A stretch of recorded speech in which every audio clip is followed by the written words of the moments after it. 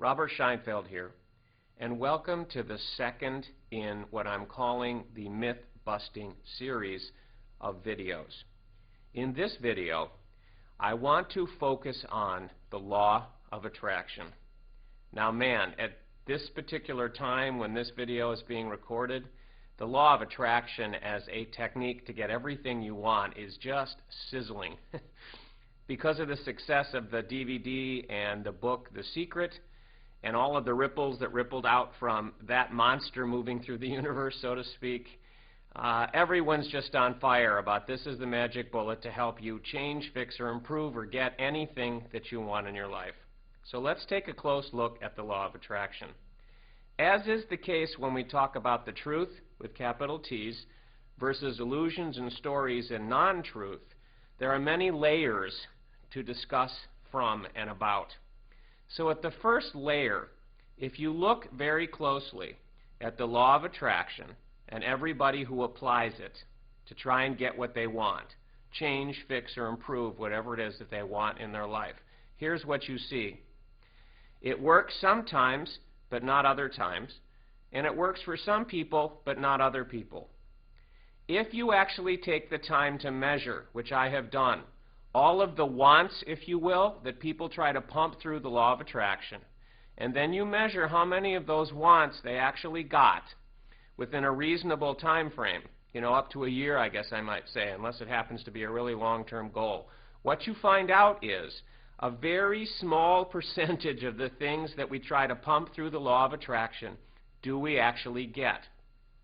But what happens is, all of the practitioners, we want to believe that there's a magic bullet. We want to believe that there's a magical technique that we can just use and get everything that we want. And so what we end up doing is we selectively delete out of our awareness how many times it fails, and we focus on the few times that it succeeded, and then we say, oh great, it works, except it doesn't work the way it's explained. It is called the law of attraction, and if it's a law, it should work every time. Now, in general, there are many definitions, but the definition of law of attraction that resonated with me most and seemed to be the most simple and elegant way to explain it is, whatever you focus on with your most dominant thoughts will manifest in your life. And sometimes there's a wrinkle that if you focus on it in your dominant thoughts and you add a bunch of emotional excitement and energy, that can speed it up or lock it in more. But it's pretty much you get what you expect. You attract what you focus on most. But here's something interesting to look at as the next layer to what I just said. If that's the case, then everything that you focus your dominant thoughts on, in the way that the law of attraction techniques are explained, ought to manifest, which means that whenever you're really afraid that something bad's going to happen and it's on your dominant thoughts, the bad thing ought to happen. And every time you focus on the good thing that you want using the techniques, because that's what's on your dominant thoughts, then the good things ought to come. But here's what happens if you really look closely.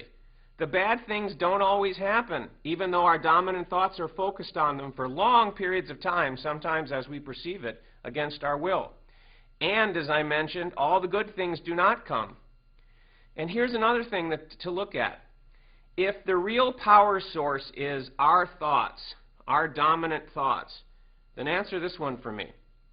Everybody, including you, has had an experience where you didn't focus on something, your thoughts weren't focused on it, you did not intend it, you did not consciously think about it, you maybe did not even consciously want it, it never even occurred to you, but it pops into your life anyway.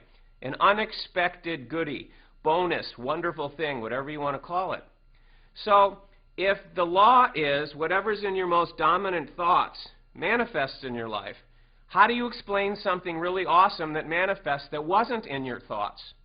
So if you look at all of this objectively, sizzle aside, romantic thinking aside, I really want this to be true aside, what you have to acknowledge is there is some other force that is modifying what's going on, that's controlling what's going on, that's determining which of what appears to be your thoughts, be they about things you're worried about or things you really want, which ones show up and which ones don't, and there's got to be some other force that is creating what's really happening in your life such that something that you never focused your thoughts upon happens.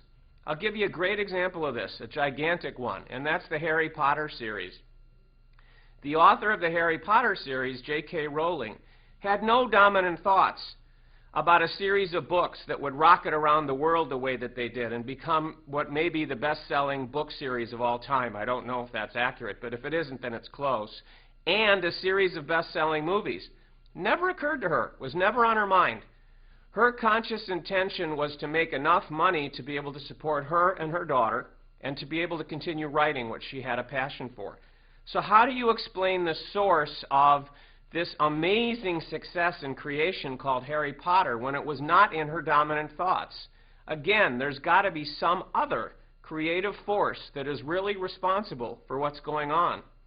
And along my journey through a very interesting story that you can discover on my website, there should be links to it beneath here, and if not, go to robertscheinfeld.com, robertscheinfeld.com, and you can find out a story, because along the lines of struggling with all of this, I discovered and was able to map out the terrain, so to speak, of this true creative process, as I call it, with capital T for true, capital C for creative, capital P for process, that's really determining what happens to us every day.